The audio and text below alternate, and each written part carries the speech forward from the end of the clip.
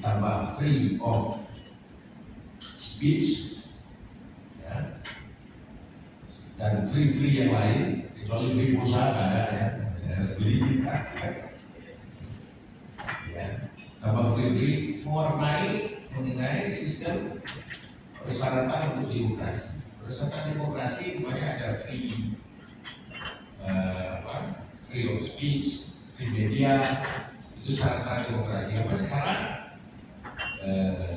ketika dunia sudah borderless, tak lagi berbatas, maka informasi bisa dibuat dari mana saja dan widespread, menyebar di mana-mana. Seakan-akan dunia ini sudah tak lagi berbatas, maka yang bisa membatasi media adalah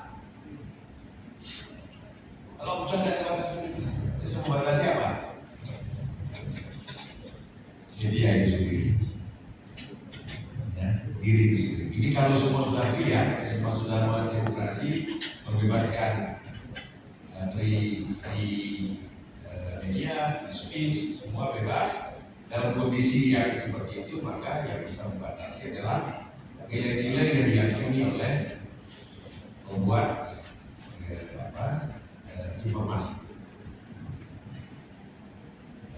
Tambah dengan bukan saja borderless, tidak ada lagi yang kita bisa bikin informasi dari Antartika kok dalam waktu yang sama, bukan jam yang sama ya. Dalam waktu yang sama kita bisa live stream dari mana saja. Sekarang persoalannya yang menerima apakah sama yang dikirimkan, pesan yang dikirimkan oleh pembuat berita. Ini yang gapnya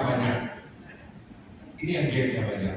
Mungkin pembuat konten, pembuat berita, pembuat informasi maksudnya ini, tapi jatuhnya, dapatnya, persepsinya berbeda sebagaimana yang diinginkan. Tapi ada gap di sini.